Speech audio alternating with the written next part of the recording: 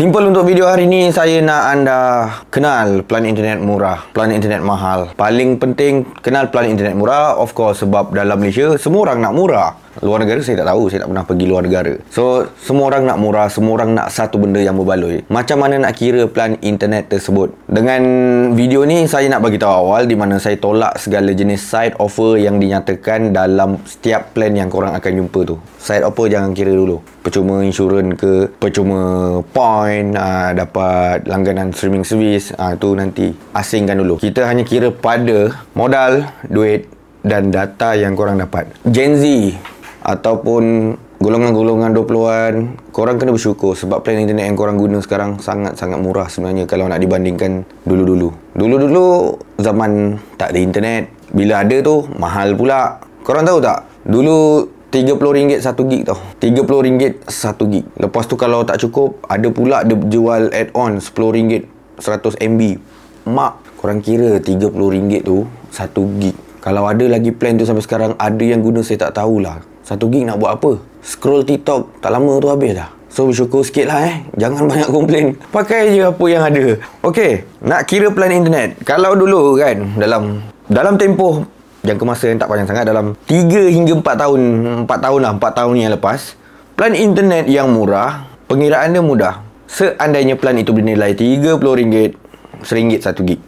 So korang just tengok plan internet tu RM30 Data berapa? 30 gig. Murah. Maka plan internet tu 1 gignya jatuh dengan harga RM1.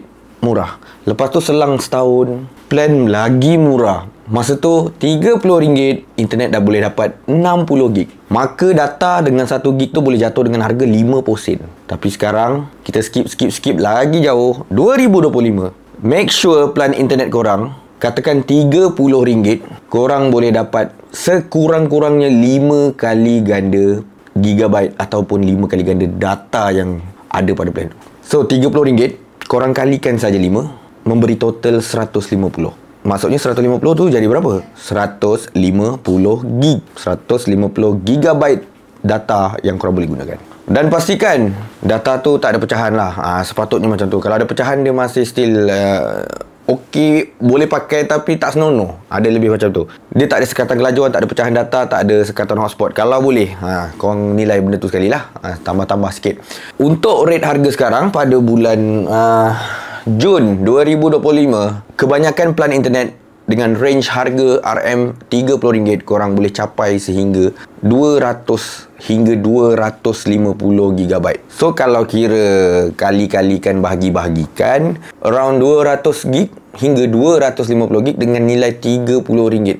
Itu range yang terbaik lah sekarang ni, antara yang kalau kita nampak dia adalah murah. Tapi jangan salah sangka, ada juga plan yang dengan RM30 yang korang bayar sebulan tu, korang boleh dapat lebih lagi banyak data.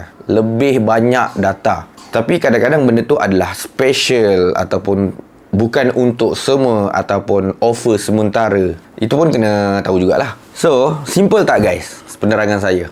Dapatkan internet yang 5 kali ganda daripada jumlah harga yang korang kena bayar. Dan itu adalah pengiraan minimum internet yang korang kena dapat dengan RM30, sekurang-kurangnya 150 gig. Benda ni manfaat untuk korang. Zaman sekarang semua benda pakai duit. Jadi jaga-jagalah duit. Di mana benda yang kita boleh kontrol kita punya kewangan, kita boleh jaga modal kita. Yang mana boleh jimat, kita jimatkan. Yang mana murah, kita dapatkan.